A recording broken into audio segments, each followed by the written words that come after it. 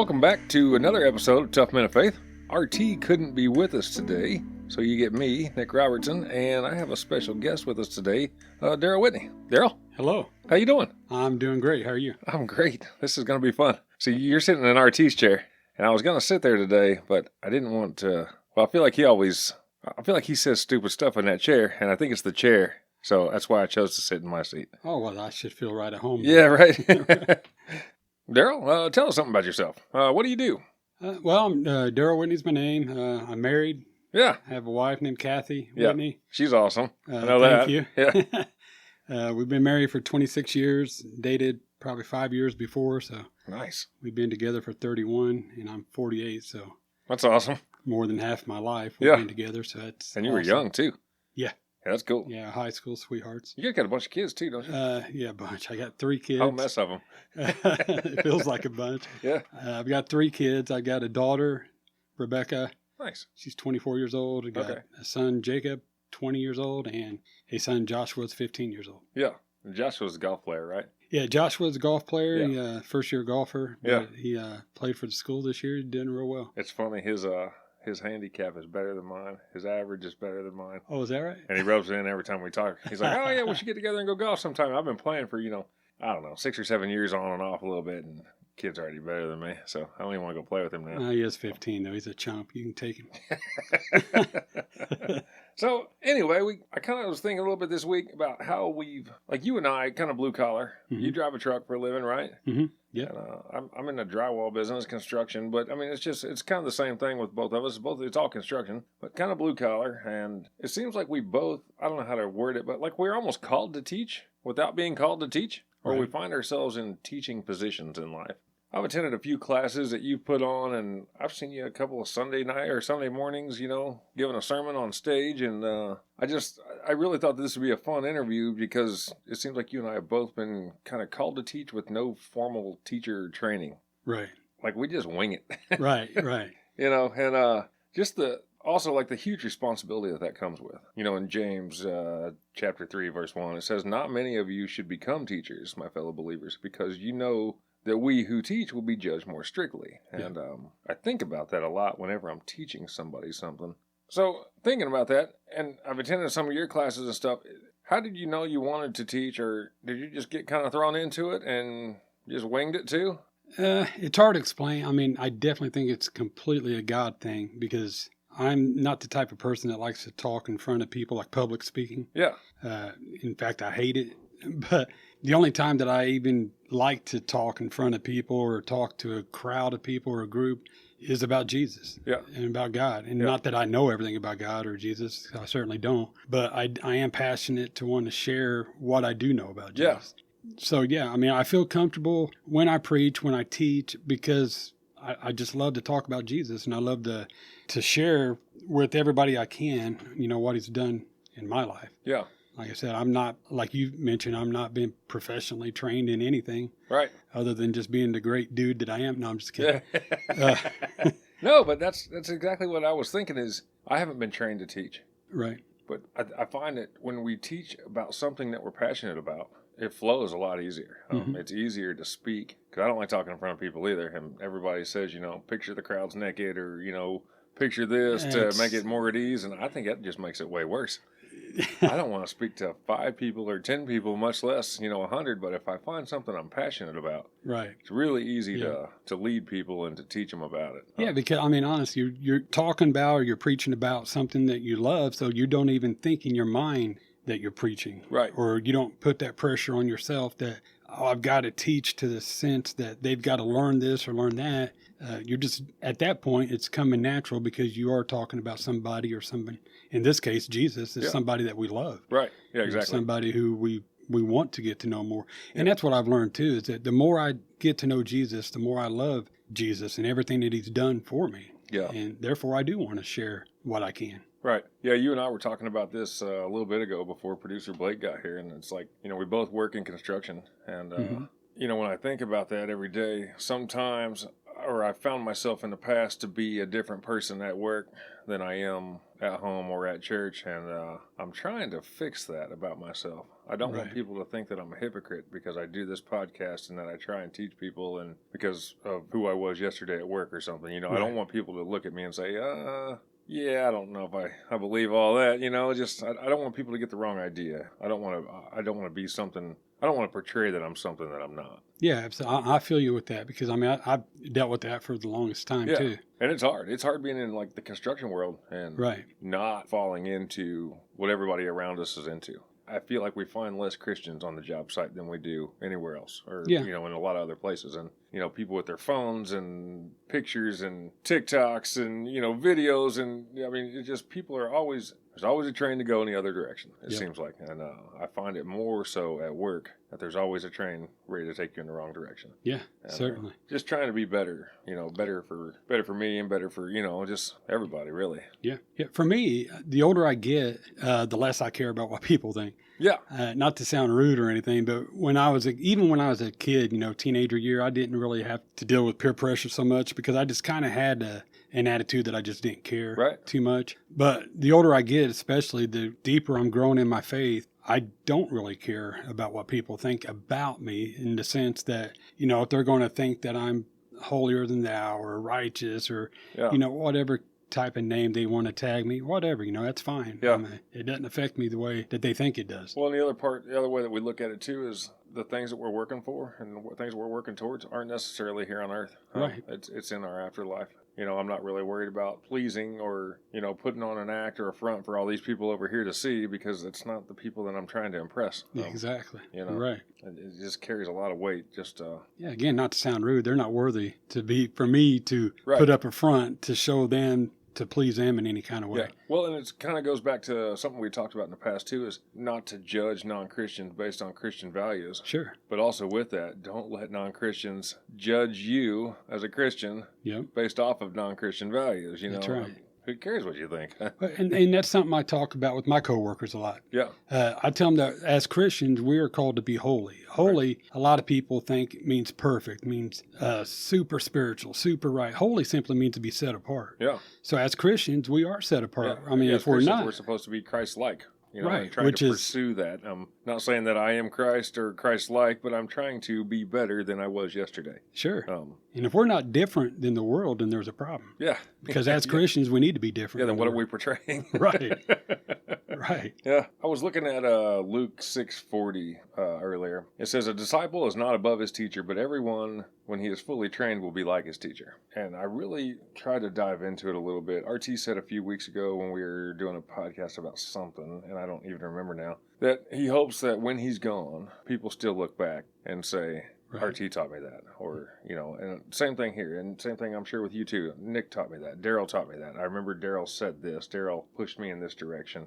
You know, I think that a lot of people as teachers have that hope that one day people will look back and say, that person had this influence on my life and, you know, they kind of pushed me in this right direction. Right. So anyway, I was thinking my favorite holiday's coming up. It's July 4th. Yeah. It depending on which side of the big lake you're on, it's either Independence Day or it's Treason Day. Right. But not a long time ago, about 8 or 10 years ago, I used to have a fireworks display company. Mm-hmm. And I just did professional fireworks shows for different events, you know, baseball games and football games. And, you know, we worked like inside Lucas Oil and Conseco Fieldhouse. And nice. It gave me an opportunity to teach so many people about different things and keeping people safe. Mm-hmm. I really enjoyed it. And that's kind of what I was, you know, kind of thinking about earlier when we were talking. It's just when you find something you're passionate about and you can, you know, completely immerse yourself in it. Right. You can teach people, you know, like, for instance, I was teaching people how to be safe, how not to get other people hurt, you know, how not to get hurt, how to wire things and how to make, you know, different devices and use computer systems. And, you know, there was so much stuff there. The cool part was I got to teach people of authority things that they didn't know. Right. You know, like, you know, we had to like pull a permit, you know, for a firework. These fire departments are coming out and some of these guys have no clue what they're doing.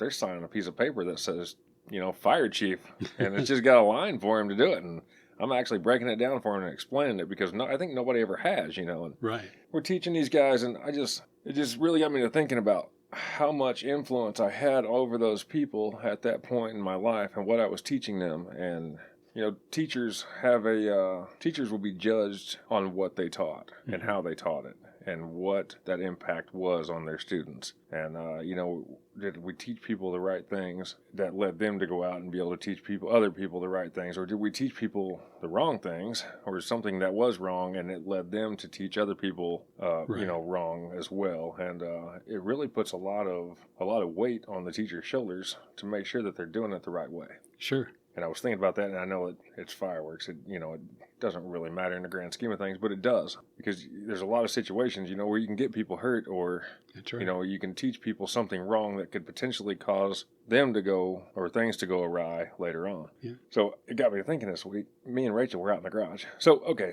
backstory. We moved to a new house. The new neighbors don't know anything about Nick and the fireworks yet, but they're going to find out. Right. So Nick and Rachel are out in the garage this week, and I have to weld some things together. Mm-hmm. Rachel doesn't know that I can weld, and I don't weld like pretty, but I can weld stuff to hold, Mm-hmm. She comes out there, puts on a welding helmet, and stands there and watches me, which is the weirdest thing. Because normally she doesn't come out in the garage. And if she does, she's in and out. It's not to hang out. And she's hanging out with me, and she watches me weld. And she looks at me and all and says, "I didn't know you could do that." I was like, yeah, so now I'm hyping myself up. I'm talking. I'm like, yeah, I can do this a little bit. It's not pretty, but I can do it. Right. And I was thinking, if she never goes out and Googles this, I can lie to her and tell her that I'm a pretty good welder. Right.